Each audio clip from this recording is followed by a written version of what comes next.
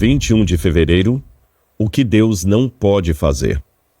Por acaso existe algo demasiadamente difícil para o Senhor? Gênesis capítulo 18, verso 14. O texto bíblico de hoje remete à gravidez miraculosa de Sara, que provocou risos e uma gentil repreensão por parte de Deus. Uma frase semelhante foi dita pelo anjo a Maria, novamente num contexto de gestações impossíveis, a dela por ser virgem e a de Isabel por ser idosa. Isso está em Lucas capítulo 1, verso 37. A teologia chama esses atos de onipotência divina. Mas o que significa chamar Deus de onipotente? Muitos pensam, equivocadamente, que ser onipotente significa que Deus pode fazer qualquer coisa indistintamente. Sendo assim, alguns ateus desafiam o pensamento cristão questionando com ironia: poderia Deus criar uma pedra que nem mesmo ele pudesse carregar? Os filósofos chamam isso de paradoxo da onipotência. A pergunta é capciosa. Se Deus puder criar tal pedra, deixará de ser onipotente, pois haverá algo que efetivamente ele não poderá fazer. E se não puder criá-la, novamente deixa de ser onipotente, pois existe algo que ele não pode realizar. E então, como resolver esse dilema? De fato, as Escrituras dizem em várias passagens que Deus é todo-poderoso, mas note que a mesma Bíblia que faz essa afirmação nos dá uma lista de coisas que Deus simplesmente não pode fazer. Quer exemplos? Então vamos lá. Deus não pode mentir.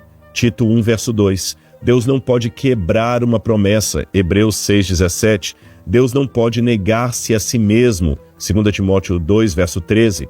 Deus não pode macular o seu próprio nome, nem dar a sua glória para outrem. Isaías 48, verso 11. O Senhor também não pode duelar com o seu caráter. Malaquias 3, verso 6, nem ser tentado pelo mal. Tiago 1, verso 13. Assim entendemos que onipotência não é sinônimo de vale tudo. Se fosse, então estaríamos dizendo que Deus seria capaz de existir e não existir ao mesmo tempo, significando que tanto o ateísmo quanto a fé estariam certos. Um Deus que criasse a terceira margem de um rio ou estabelecesse a quadratura de um círculo não seria um Deus onipotente, seria um Deus ilógico. Deus é capaz de fazer qualquer coisa que esteja de acordo com a sua natureza e seu caráter. Mas ele é, antes de tudo, essencialmente coerente consigo mesmo. É por essa coerência e pelo amor que ele tem por nós que Deus preferiu arcar com as consequências da queda humana, quando poderia, quem sabe, dar um jeitinho onipotente criando outro casal ou fingindo que essa realidade histórica nunca existiu. Mas ele ama você, e isto é algo que jamais poderá ser mudado. Vamos orar a Deus? Amado Senhor, neste momento louvamos o teu nome, porque tu és digno de adoração. Tu és o Criador, o Rei do Universo, o Todo-Poderoso, aquele que nos ama e enviou o seu Filho para morrer por nós na cruz do Calvário. Ajuda-nos, Pai, agora a viver à sombra de Ti, como diz o Salmo 91, à sombra do Onipotente. Que possamos vislumbrar pela fé a vitória que o Senhor nos prometeu, porque o Senhor não pode ser derrotado.